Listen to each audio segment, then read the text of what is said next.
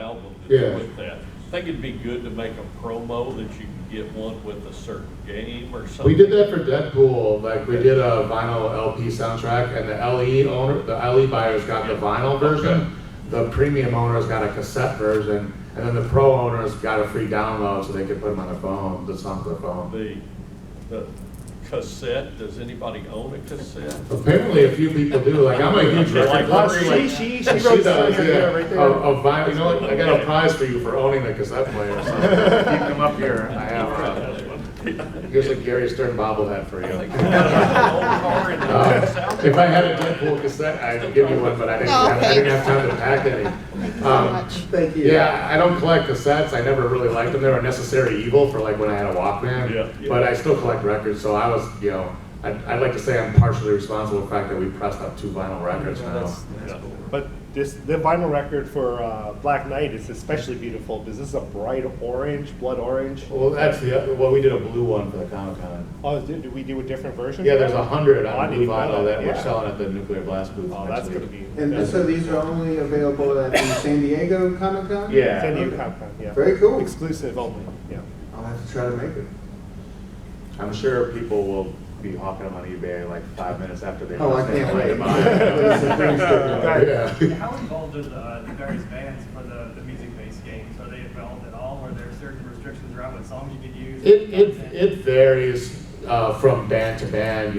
Like some of them are more hands-off than others. I can't really give any more details than that, other than like you do a license, you've got a pool of songs that you can choose from. They're like, here's what's available for you. So then the designers will usually pick the songs, but sometimes they'll just tell you, here's the songs you could use.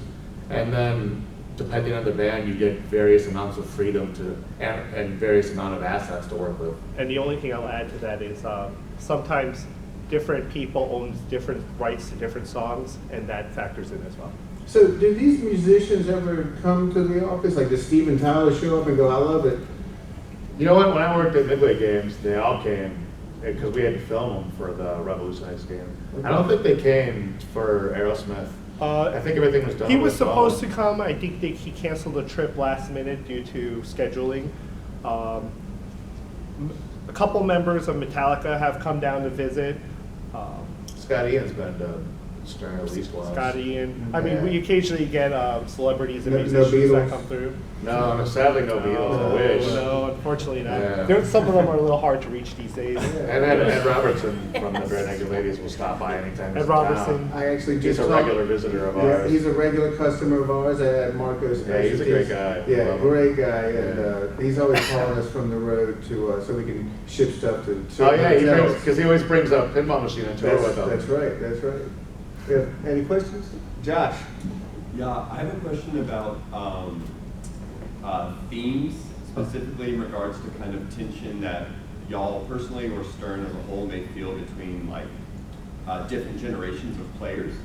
So where do you kind of find the sweet spot between themes that appeal to a generation that has the money to afford pinball machines versus gameplay for people who have the time, and kind of making that for the future? Sometimes it can be a challenge because there is a pretty big gap between like the current for lack of a better term, the millennials that will go play games in bars versus guys like us who would buy who've been working for a number of years and have the disposable income likely to put games in our homes. So we try to make games with as broad of appeal as possible, and not everyone will be for everyone. I'd say a lot of 20-somethings might not know what the Munsters is, but they know what Deadpool is. So it's kind of like we try to mix it up enough throughout our calendar year to kind of touch all the audiences in a given year. Right, and part of the challenge of selecting a title for a pinball machine is A, is it going to work for pinball in general? B, does it have a broad appeal? Because usually we do try to select titles with broad appeals, and it depends on what deals we can make out when we license it. Cool, thanks. Kind of on the same question, how has Munsters done with the younger audience? That's data I'm not privy to. Okay. So the places I go, people are playing it of all ages. I put our games on test and the younger audience at like the barcades, you know, play it as much as they're playing the other games. So Okay. I think like the theme will certainly grab somebody from across the room if it's a recognizable theme, like Star Wars, for example. Somebody sees that thing from across the room, they'll walk up to it if they don't know what pinball is, because Yeah. they know what Star Wars is. So Monsters might be a little harder sell for a 20, you know, somebody in their early 20s. But you know, if they're just interested in games and they give it a try, they tend to get hooked on that one too. You know. Okay. For Munster specifically, one of the benefits that it has is it has very recognizable universal monsters. Yes. So even if a child is not familiar with the Munsters specifically, they're familiar with the concept of a Frankenstein and a Right. Dracula, and that is how, when I was teaching a young girl how to play pinball at one of our festivals that we had, that's how she would refer to them. Okay. And I was able to engage her in that manner. So I think that's the benefit of Munsters itself. Okay. Another challenge, other than like finding themes that we can appeal to the broadest audience, is making the games themselves on the gameplay side. They've got to be able to satisfy casual players so they feel like they did something, they had fun on a shorter, you know, spectrum of the gameplay time, versus guys like me who can get farther in the game. Like, we've got to make them interesting for both. Like, they can't be so hard and confusing that a novice doesn't get it, and they have to be deep enough and compelling enough so a more advanced player can, you know, not get bored. And that's always a constant juggle of like, how do we pace the games and, you know, be able to dish out the fun for both.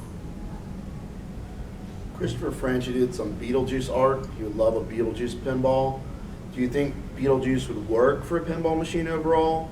I can't speak about what would or wouldn't, honestly, but In your opinion, though. yeah, I mean, I think, you know, it probably is fine a title as many. I certainly am a fan of the film. Yeah, if we wanted to make it work, I'm sure we could find a way to make it work. Well, Do you think you could do that with Barbie or? I mean, me Anybody personally, credits this man? I mean, send all your Barbie-related questions this way. Absolutely. so, question for both of you guys. What would be your dream IP to work with? See, if I told you that, then somebody. Yeah, no, will run out and you try see, to. he's just trying to steal. Like, I'm going to make this game out from under you. All I will answer that with is I have two in my head that when I get the opportunity to design a game for Stern, like in full, like that, I would like to do one of two or both. Good deal. Have you thought about designing a game from scratch? Or you more on the, just focus on the program? Other than already designing games from scratch. I think he means like doing a play, you know, like Oh, my- playfield design my own versus playfield? software design. I'll tell you what, I do not envy the designers and mechanical engineers their task. It's extremely challenging. I mean, we already work in a multidisciplinary company. A lot of jobs that don't normally mesh together, trying to make one singular thing. Their job is really hard. Oftentimes designers will work with the game devs and programmers on their layout ideas, but to actually physically lay it out and make it work is something that is it's really challenging, and I find interesting. I don't know that I would want to do it on my own. I probably would seek help and be for someone a little bit more mechanically inclined than I am. There's a very steep learning curve for doing that. It is, and even though I'm an engineer by education, there's a lot that goes into it that blows my mind. And it's a lot of mechanical like layouts, a lot of kinetics that most people don't consider, because anyone can put like stuff on a playfield and anyone can, you know, make a ball guide, but to make it satisfying, to make it feel special, it takes a certain talent. I'm not sure if I have that talent. I haven't tried, but I would, if I were to do my own, I would ask one of the talented people we work with to get started for sure. Cool. So if somebody wanted to get into the industry, pinball industry, would you tell them to like go to a rock show? That's what they find you. Start doing some Barbie games. Like, what would you suggest for somebody who wants to get into this? From my approach, there's many ways to get into, and our two stories show that. There's a lot of ways to get into game development. mostly it's a lot of dedication and persistence. I wanted to get in through a more technical aspect, so I went in through programming. I just wanted to play Mortal Kombat for money. He got that part. You're like the real life grandma's boy. Yeah, you know what? There's 2 movies I should have sued for likeness rights, you know, for like my life story. That was one, and the other one was High Fidelity. We'll have to do the supercut. Yeah. So he started as a tester, now he's an associate game designer. When I was working in Incredible Technology, the person who did all the layouts for all the courses in every Golden Tee started out as a tester as well. Steve Ritchie started out as a tester. Yeah, yeah. In the So 70s. there's lots of avenues to get into the game design job you want, but it takes a lot of dedication. These are very, very dedicated people. They work many, many hours, weekends, and it's a tough job.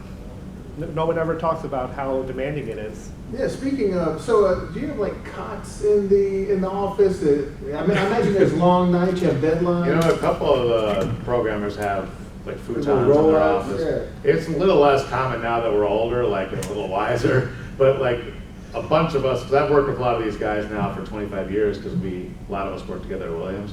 Back when I started there, almost every programmer had a couch in his office, like one It of was those lived futons. in. Yes. A refrigerator. And there were times like I stayed at work at Midway Games like for 4 days. Like my longest when I went without going home was 4 days. Wow. And I just took, but I was a contractor, so I was getting paid when I even took naps, which is pretty awesome. Because when you're a contractor, you get I paid do the same hourly. thing. Yeah. So Now if I get paid to take naps and I get caught, they fire me. So I've been at a few different game companies where where they've moved facilities from one location to another, and one of the demands that programmers always make moving from one facility to another is there a shower there?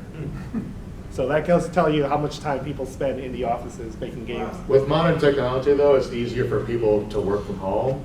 So, you know, they don't tend to sleep there, but they'll go home and then they'll still be writing code or working on their designs, like, you know, on a laptop at their homes. They truly love this stuff. Yeah, for sure. I mean, a prime example, Steve Ritchie, you know, the guy's, you know, he's been in the business for over 40 years, and he will never retire. Like, he'll be designing games until, you know, he slumps over dead at his desk with the mouse in his hand and a drawing up on his you know.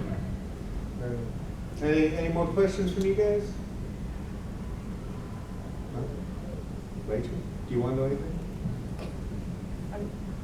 You put her on the spot. She's scared. Well, thank you all for coming then. I'll be at the Marco booth through the rest of the weekend, and I'm giving away prizes to anybody that challenges me to a game and wins. So you can win, just grab me and pick a game in our booth, and I've got stuff to give away if you play games against me. And for me, it's not limited to pinball primarily, but if you challenge me in any game, board game, video game, I am there, and I will take you down. And if you have any more questions too, you know, stop me anytime in the booth. I'll answer whatever I can, you know, within limits. I can't tell you what the next game is, but or the next 10 games, but most questions I can answer. Right on. Thank you for your time. We really enjoyed it, and hopefully in the future you guys will do more of these. I'd love to. Right on, right on. Thank you. Thank you all for coming. Thank you guys.